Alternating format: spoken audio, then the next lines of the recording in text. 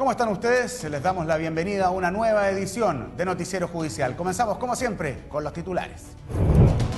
Abogados acceden a copias de certificados de título online.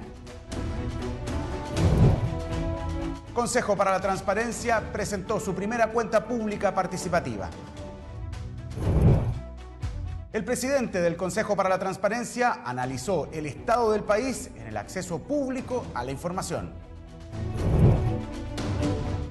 Conozca los detalles de un emblemático caso de responsabilidad del Estado en fallos históricos.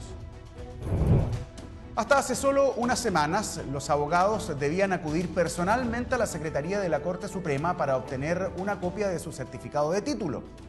Sin embargo, esta situación cambió porque ahora la página web del Poder Judicial implementó un servicio de descarga online que va a beneficiar a todos sus usuarios.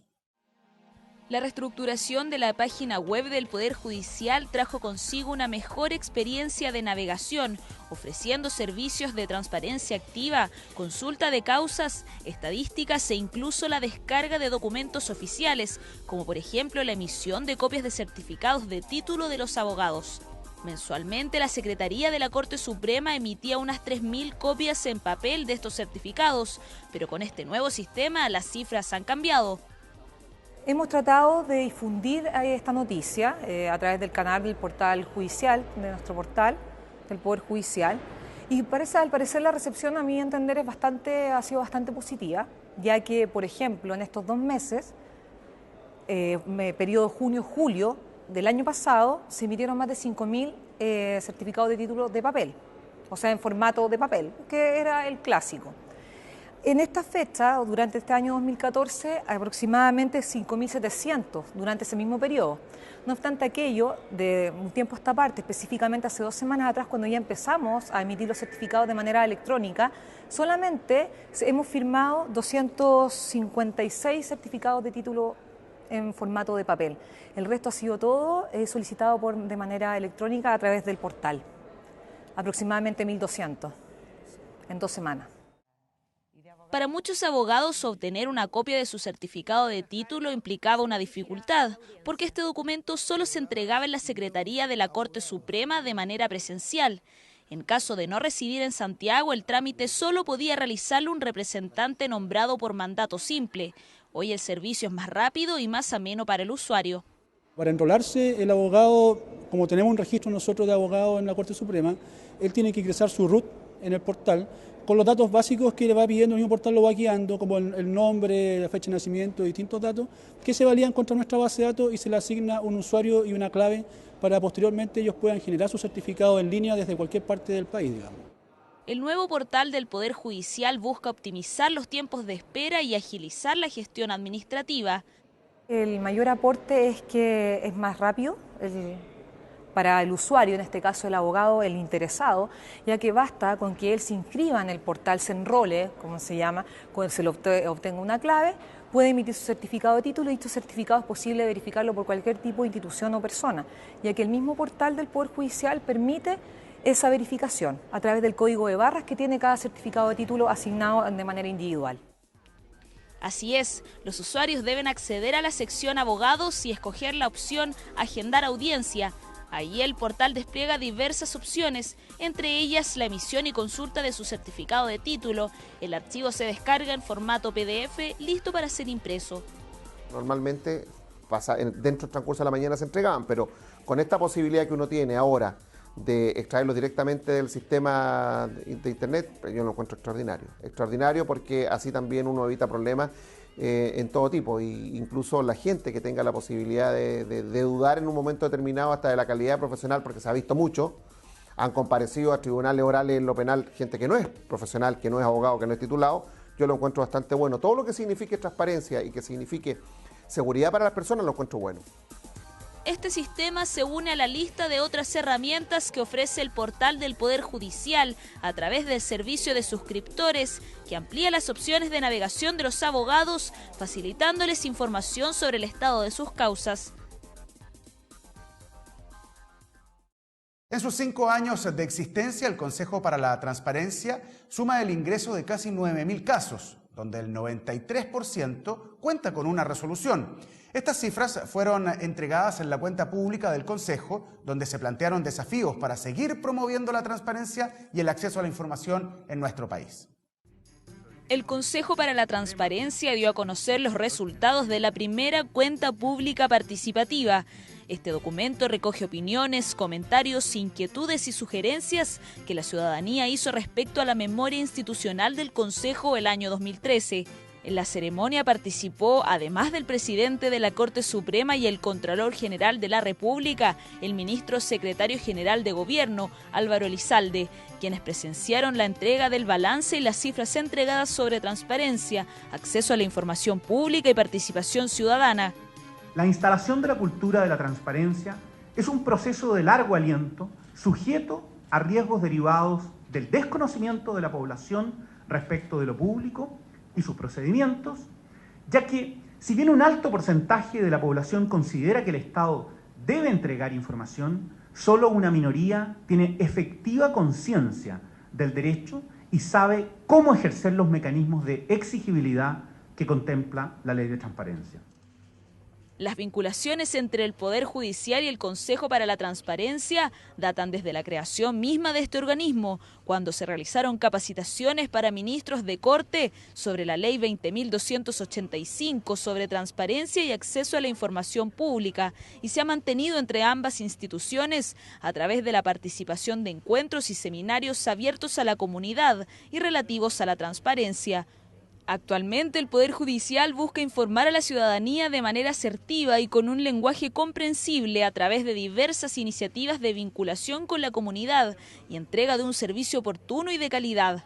Todas estas inquietudes que la ciudadanía demanda de los organismos del Estado y que el Consejo promueve y alienta.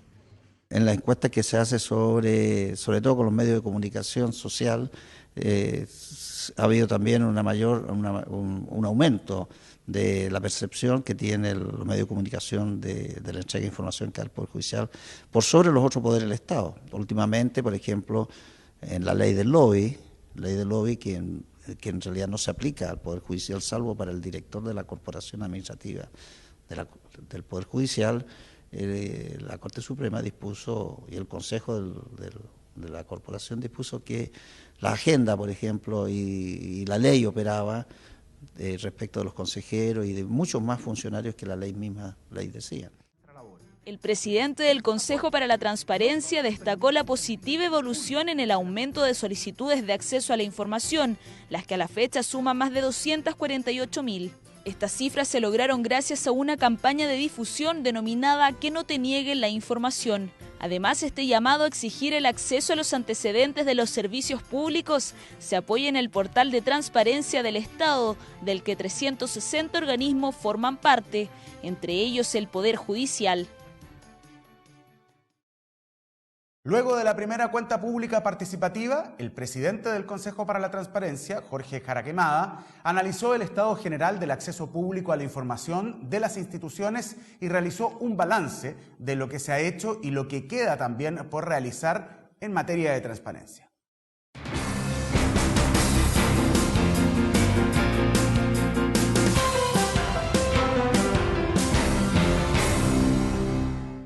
Jorge Jaraquemada es abogado y presidente del Consejo para la Transparencia durante el periodo 2013-2014. Esta semana, la institución presentó la denominada Cuenta Pública Participativa, actividad en que participó el presidente de la Corte Suprema, Sergio Muñoz. Le quiero dar las gracias, don Jorge, por participar en esta entrevista de Canal Judicial. Por nada. Ustedes como consejo resaltan los mecanismos de participación, incluso como dijimos en la presentación de esta entrevista, la cuenta pública la denominan ustedes como participativa. ¿Nos puedes contar, por favor, cómo se lleva a la práctica estos preceptos de participación ciudadana? A ver, lo que pasa es que el Consejo para la Transparencia tiene un rol muy preciso que tiene que ver con la promoción, ¿no es cierto?, y ser garante del derecho de acceso a la información pública. Y ese derecho nos parece a nosotros que es un mecanismo para la tutela del control social o para permitir la participación y el control social de los actos, de las decisiones de las autoridades. Es decir, es lo que posibilita que la opinión pública, la ciudadanía, se informe adecuadamente, se informe sobre los fundamentos, por qué se decide algo, cómo se decide, por qué se decidió de esa manera y no de otra. Y en ese sentido, y visto en un rol, en una lógica más bien de transparencia inserta en la reforma y modernización del Estado, una política pública en esa lógica, nos parece que tiene mucho que ver con el tema de rendición de cuentas. ¿Y a quién se le rinde cuentas? Bueno, se le rinde cuenta a la ciudadanía. Pusimos a disposición durante todo un mes, en abril de este año, cuando se cumplieron exactamente los 5 años de vigencia de la ley, la cuenta de la gestión anual. Incentivamos a la ciudadanía a que participara con sus comentarios, sus sugerencias, sus opiniones, haciendo críticas, cómo consideraban el proceso de instalación de esta política pública nueva, que es la transparencia, y la gestión del órgano garante del derecho de acceso, como es el Consejo. Y eso implicó que la ciudadanía se manifestó libremente, digamos. Nosotros hubiéramos querido, sin duda, que hubiera muchísima más participación de la que hubo. En términos numéricos, la verdad es que no es tanta, solamente 60 personas o agrupaciones manifestaron opinión, pero la verdad es que, curiosamente, ese es un estándar bueno para los procesos de participación que nosotros hemos podido observar en otros organismos del Estado en Chile. Lo cual habla precisamente de que estamos en los albores no solamente de la instalación de la transparencia, sino que también en los albores de la instalación o del estímulo de políticas de participación ciudadana. La Ley de Acceso a la Información entró en vigencia el 2009, año también en que se creó y comenzó a funcionar este Consejo. ¿Cuál es el balance que hace usted a 5 años de funcionamiento de esta ley?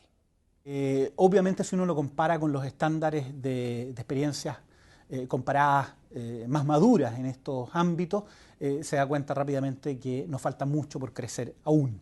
No obstante ello, digo que ha sido un avance, creo, meritorio. Si nosotros igualmente nos comparamos con experiencias de otros países donde se ha instalado esta política pública, nos damos cuenta que nosotros hemos logrado avanzar en 5 años los que otros han avanzado en 10 o 15 años. En ese sentido es meritorio, ¿no es cierto?, lo que hay, pero todavía queda mucho. Un nuevo avance y cambio legislativo en orden a la transparencia está sucediendo este año con la denominada Ley del Lobby y la obligación de transparentar las agendas de autoridades. Usted ha sido crítico por el modelo que se eligió para estos fines. ¿Nos podría explicar las razones que tiene usted para este comentario? Mi crítica va más bien a que se han generado ciertas expectativas que la ley que se aprobó no va a satisfacer porque no puede satisfacerlas, ¿ya? De partida, me parece que el nombre es un poco ampuloso respecto de la realidad que viene a regular. Se habla de ley del lobby cuando en verdad la industria, que es el sujeto activo, o sea, los que realizan lobby, no son los regulados. Aquí los regulados son las autoridades a quienes se les obliga a tener una suerte de obligación de transparencia activa adicional, que es publicar sus agendas o las audiencias que conceden. Entonces, lo que yo he planteado, y ahí sí he sido muy crítico, es que hay que moderar esas expectativas, porque en verdad creo yo que la ciudadanía, cuando le hablan de la ley del lobby o que va a regir la ley del lobby, están todos muy expectantes que salga el reglamento para que esta obligación nueva se concretice. Van a esperar que a lo mejor ciertas cuestiones, digamos, que hoy día la opinión pública tiene una opinión desfavorable, se van a acabar. Y la verdad es que no se van a acabar porque la ley no regula ese ámbito. Para ser bien concretos, si una autoridad quiere, por así decirlo, privatizar su función pública, llevársela para la casa, ¿no es cierto?, bastaría con que no conceda una audiencia, pero tenga una instancia, ¿no es cierto?, informal, más social, ¿no es cierto?, donde pueda conversar ciertos temas que le pueden parecer incómodos en su agenda pública. Bueno, eso no está regulado. Ahora, para serle bien sincero, ninguno de los dos modelos, ni el que regula con un registro exacerbado, bien específico, digamos, de los lobistas profesionales o de los representadores de intereses profesionales, ni tampoco aquel que privilegia más la autorregulación, como puede ser el británico, están en una lógica de eliminar completamente este tipo de conductas. Ninguna la ha logrado, ¿no? Así que no es una crítica al modelo, en realidad es una crítica más bien a que hay que moderar las expectativas. Bueno, una de las cualidades del gobierno abierto es que la gente pueda tener acceso al dato y ellos trabajarla y ver la necesidad que estimen conveniente. Quiero consultarle sobre el Poder Judicial. La ley de acceso a la información no es parte, pero sí tiene una comisión y una actividad muy al estándar de la ley para el acceso a información y la respuesta. También en esta nueva ley del lobby, si bien la ley obliga solo al director de la corporación administrativa, se sumaron los consejeros, los ministros consejeros y también altos directivos de esta corporación. ¿Cuál es la evaluación que hace usted de cómo el Poder Judicial ha ingresado a este nuevo mundo de la transparencia? Yo creo que el Poder Judicial ha sido uno de los actores, uno de los poderes del Estado que más rápido y más eficazmente se ha movido en estos nuevos aires, digamos, que soplan en el sentido de ser más transparentes y más abiertos al escrutinio de la ciudadanía. Yo quiero señalar acá algo que yo le agradezco mucho al Poder Judicial, a la Corte Suprema, y que es que cuando nosotros durante el año 2013 los invitamos a formar parte del portal de transparencia del Estado, no siendo un órgano, un poder que estaba obligado a estar, ellos independiente y soberanamente quisieron estar y firmaron un convenio de adhesión y hoy día además están, ¿no? Porque no solamente es una cosa de firmar el convenio y prestarse para la foto, digamos, que es la parte agradable, sino que además han sido muy prolijos en avanzar y hoy día ya tenemos al Poder Judicial como parte de nuestro portal. Y eso, creo yo, es entender bien precisamente esta demanda ciudadana de mayor transparencia. La demanda de transparencia de la ciudadanía, claro, se radica principalmente en ciertas áreas o sea, en el Estado y en ciertas áreas del Estado, pero en verdad es una demanda global. La gente quiere más transparencia a todo nivel, quiere más transparencia de las empresas públicas, quiere más transparencia en los contratos, quiere más transparencia en general en la forma en que se adoptan las decisiones. Por lo tanto, a mí me parece muy bien lo que hace el Poder Judicial. Y quiero recordar que hace un tiempo atrás, además no recuerdo si 1 o 2 años atrás, el Poder Judicial incluso recibió un premio por tener uno de los portales, o el portal, digamos, judicial más transparente de América Latina. Y eso es un dato que me parece relevante. Y sin duda que refuerzan esa conducta de adhesión a estos nuevos valores, a estos, podríamos decir, valores del siglo XXI, que son la transparencia, ¿no es cierto?, el escrutinio ciudadano, el que el Poder Judicial haya ampliado, ¿no es cierto?, estas obligaciones de transparencia de las agendas públicas a autoridades que no estaban consideradas originalmente en la ley. El mundo de la transparencia ha ido avanzando y en esta etapa está la discusión entre la transparencia de la información, pero también la protección de los datos. Nosotros en el Poder Judicial lo vivimos a diario porque la ciudadanía quiere que sus datos sean borrados del sistema digital y de Internet. Quiero saber su análisis sobre este choque de derechos entre la transparencia y la publicidad de los actos y también el derecho a guardar reserva de los nombres de las personas. A ver, este es un tema de la máxima relevancia y es un tema en la cual el Consejo para la Transparencia ha estado siendo actor muy intenso, digamos, en los últimos meses. De hecho, organizamos hace menos de 2 semanas, digamos, un seminario precisamente sobre protección de datos personales. Hemos estado además exponiendo ante el Senado, precisamente por la reforma constitucional que reconoce este derecho a la protección de datos personales. ¿Y por qué es nuestro interés? Porque la verdad es que es por una doble cuestión. Primero, por el diagnóstico de que en Chile el estatuto jurídico de protección de los datos personales, radicado básicamente en la Ley de Protección de la Vida Privada, es una norma que al día de hoy parece precaria, parece un estatuto muy incompleto. ¿Por qué? Por múltiples razones, pero tal vez resaltar una, que yo creo que adolece de un procedimiento efectivo para la tutela de los derechos, y segundo, no existe una agencia autónoma e independiente para encargarse de este tema, como sí existe, por ejemplo, en el tema de la transparencia. Aquí estoy haciendo básicamente el símil. Y la segunda razón por la cual hemos sido muy activos en este asunto es porque nosotros a diario, al igual que en el Poder Judicial, estamos viendo que el ejercicio del derecho de acceso a la información muchas veces implica cuestiones que tienen que ver con protección de datos personales. Ya sea porque recurren a nosotros vía amparo, ¿no es cierto?, que es la acción que pueden impetrar ante el Consejo para ampararse respecto, o sea, para la protección de su derecho de acceso a la información. Muchas veces lo que están haciendo es solicitar acceso a sus propios datos personales, o datos personales, por ejemplo, de sus hijos, o datos personales a veces de sus parientes directos, en algunos casos parientes fallecidos.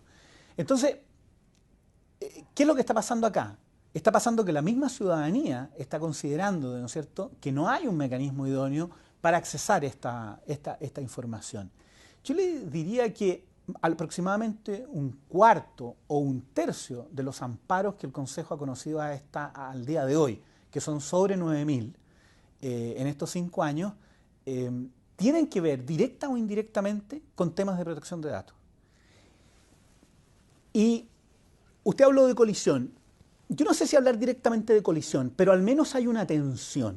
Uno podría incluso señalar que el acceso a la información y los datos personales, al menos aquellos que están radicados en órganos del Estado, pueden ser una contracara de una misma moneda. Por último, usted es presidente del Consejo por los años 2013 y 2014. Está saliendo ya de este cargo. Me gustaría saber cuál es su balance de su gestión y cuáles son los desafíos que usted deja para el próximo presidente del Consejo. A ver, el balance de mi gestión yo lo considero positivo. Es difícil que uno sea juez de sí mismo, digamos, pero yo lo considero positivo porque yo creo que nosotros le pusimos el cascabel al gato, por así decirlo, en un par de cuestiones. Y me parece que la más importante tiene que ver con que supimos reconocer que había un déficit de conocimiento de la ley de acceso y que eso implicaba que el derecho de acceso podía elitizarse. Y por lo tanto nos propusimos avanzar hacia la masificación del derecho. Yo creo que las políticas públicas como la transparencia se juegan su efectividad o su eficacia precisamente en la medida que se masifican.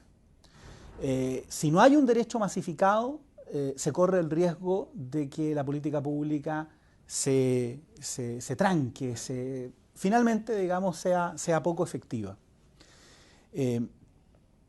Y hemos hecho, diría yo, durante este año y medio un sinnúmero de acciones, tal vez la más relevante, ¿no es cierto?, avanzar en una campaña por medios de comunicación masivos que incluía la televisión abierta, para hacer llegar, no a las personas con mayor grado de ilustración, no a las personas, digamos, que les gusta estar más informadas y por lo tanto tienen mayor cercanía a estos temas, sino que a la persona común y corriente, y poder transmitirle que el derecho de acceso a la información, que las herramientas que hay en la ley de transparencia pueden ser muy útiles en su vida cotidiana para saber cómo acceder a un subsidio, cómo acceder a un beneficio social. Yo creo que ahí radica tal vez el principal logro de la gestión que se ha hecho en el último tiempo. Eso en cuanto al logro, por ser muy sintético. Y en términos de los desafíos, lo que necesita básicamente es compromiso político de las autoridades, de todas las autoridades del Estado. Por eso yo celebro lo que decía antes respecto de la Corte Suprema y del Poder Judicial. Y además requiere una acción constante y decidida. Lamentablemente, todos estos cambios culturales requieren de mucho tiempo, porque lo que buscan finalmente es un cambio en el comportamiento, en la conducta de las personas, tanto los ciudadanos como los funcionarios. Y los cambios culturales son lentos. ¿Ah? Si nosotros miramos las experiencias más exitosas en este tema, vemos que son países que tienen décadas e incluso, en algunos casos, centurias de tradición en este tema de la transparencia.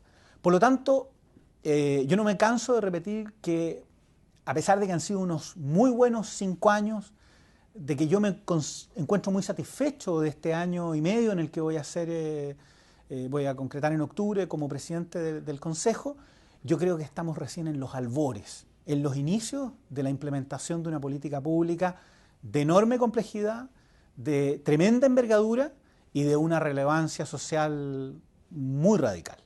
Jorge Jara Quemada, abogado, presidente del Consejo para la Transparencia, estuvo con nosotros conversando en el Noticiero Judicial. Muchas gracias por participar en esta entrevista.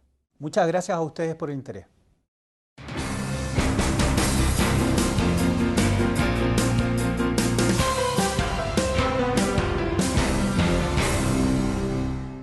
Los queremos invitar a ver el contenido completo de esta entrevista en nuestro canal de YouTube.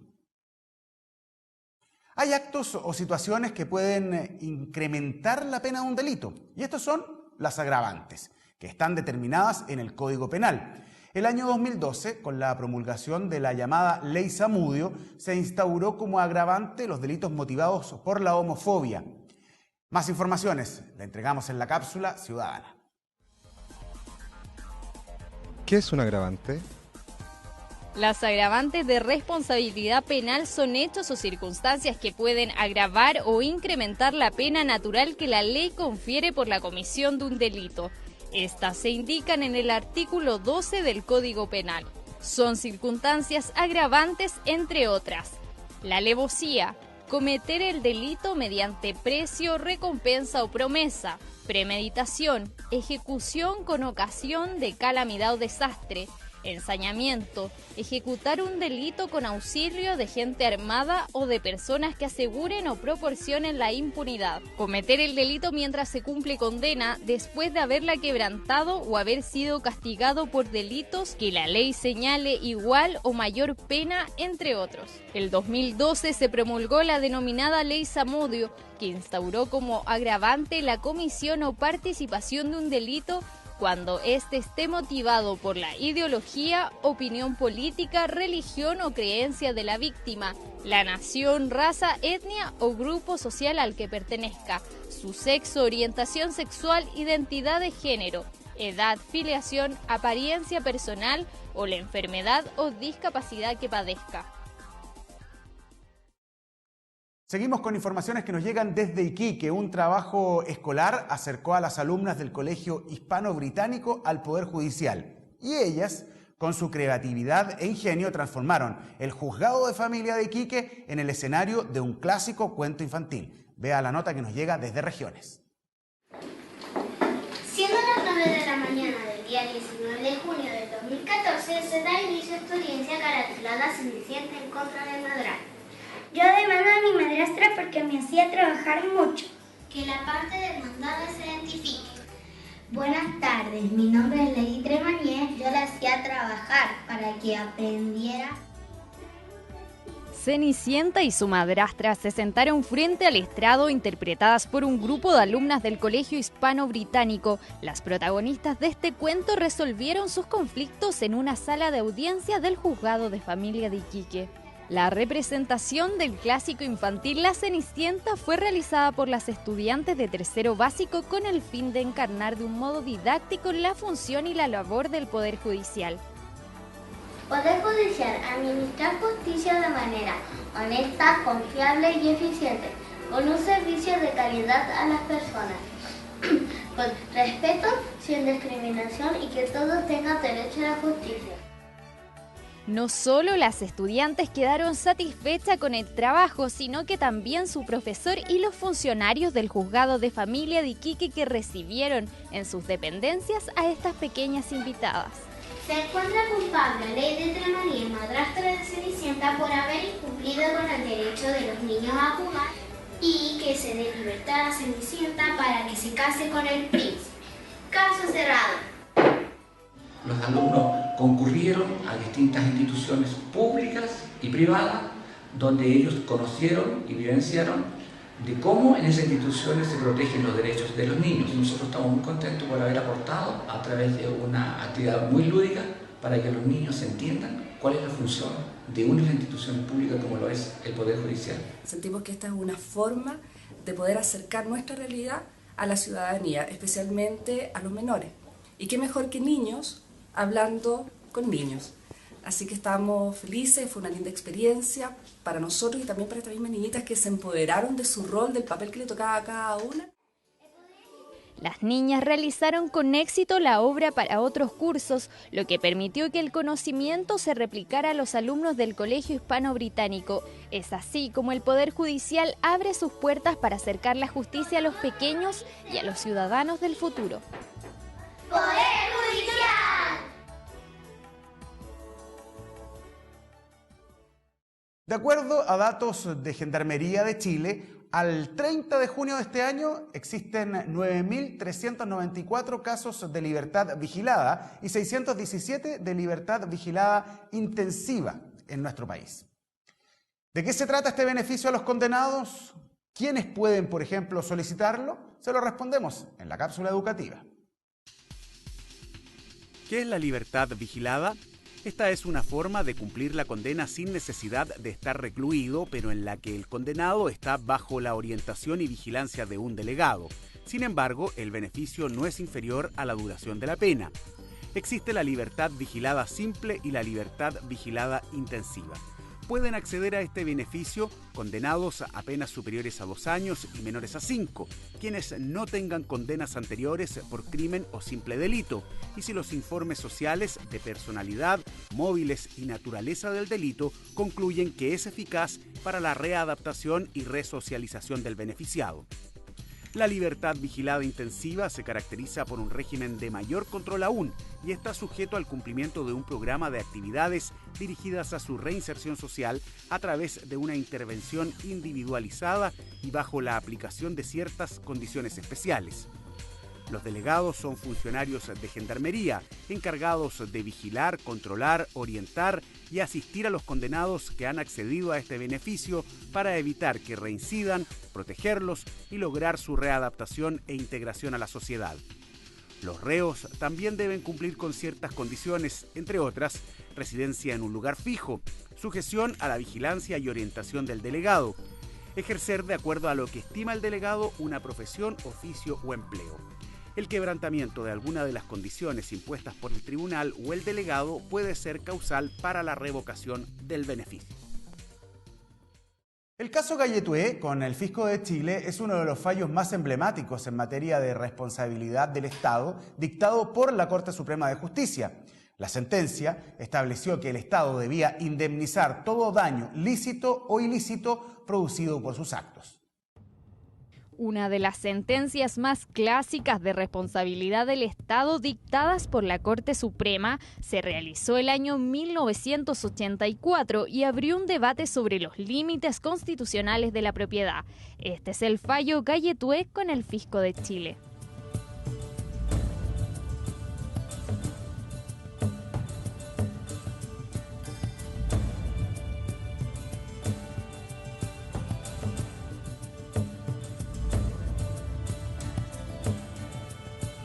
En la Biblioteca Nacional del Congreso encontramos en el Diario Oficial el Decreto Supremo número 531 de la Convención para la Protección de la Flora, la Fauna y las Bellezas Escénicas Naturales de América. Fue firmado en Washington el 12 de octubre de 1940. En base a lo dispuesto en este documento, en el año 1976 se presentó el Decreto Supremo del Ministerio de Agricultura declarando Monumento Nacional a la Araucaria. Esto debido a su peligro de extinción. Esta sentencia generó un problema para la comunidad forestal Galletué, que tenía su predio al interior de la cordillera Lonquimay. Su actividad principal era la explotación industrial de la Araucaria. A su juicio, la paralización de las faenas provocaron un daño, por lo que la comunidad demandó al Estado.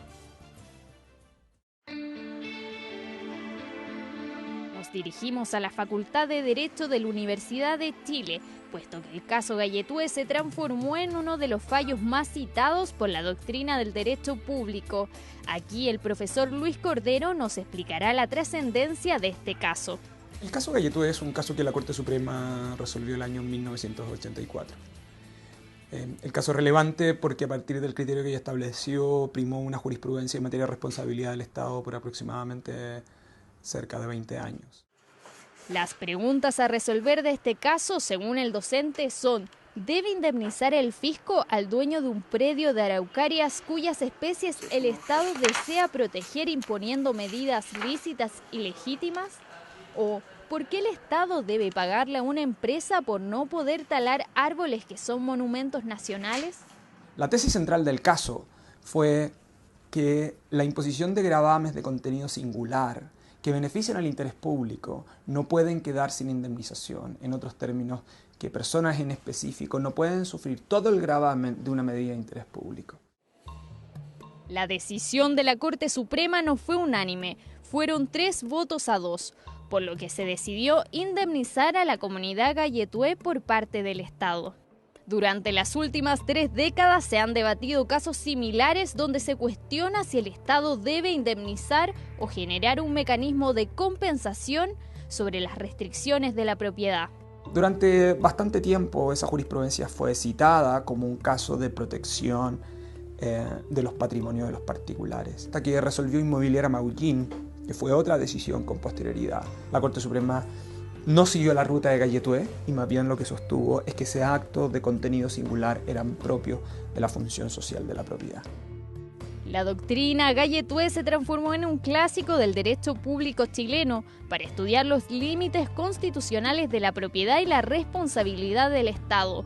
Sigue siendo influyente para la Corte Suprema y el Tribunal Constitucional hasta nuestros días.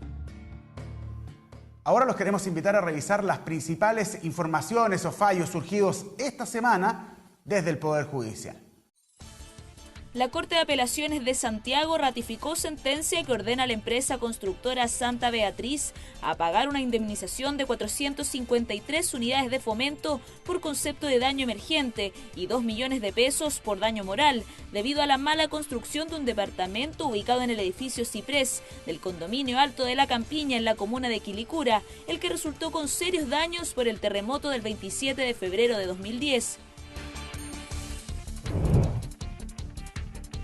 Corte Suprema ratifica fallo de la Corte de Apelaciones de Concepción, que ordena revelar identidad de 14 testigos protegidos en la investigación que se sigue en contra de Emilio Berkov. La sentencia asegura que el recurso de protección no es la vía adecuada para impugnar las decisiones de los juzgados de garantía. La Asociación Nacional de Consejeros Técnicos lanza su nuevo portal institucional en un esfuerzo por brindar mayor información, facilidades y poner en contacto a todos los consejeros técnicos del país. En www.consejerostecnicos.cl se puede conocer el quehacer de los profesionales, además de información del gremio. La Corte de Apelaciones de Santiago acogió los recursos de protección presentados por los padres y apoderados de alumnos del Instituto Nacional en contra de la Municipalidad de Santiago, el rector del colegio y alumnos. En fallo dividido, la quinta sala acogió el recurso por considerar que estas tomas violan el derecho a libertad de enseñanza, entre otras garantías constitucionales. En tanto, se obliga a la alcaldesa, en el caso de nuevas tomas, a garantizar la continuidad del servicio educacional durante el año escolar. Con esta información ponemos fin a la presente edición de Noticiero Judicial. Muchas gracias por acompañarnos e invitarlos a que nos sigan día a día en las diferentes plataformas web del Poder Judicial. Que estén muy bien.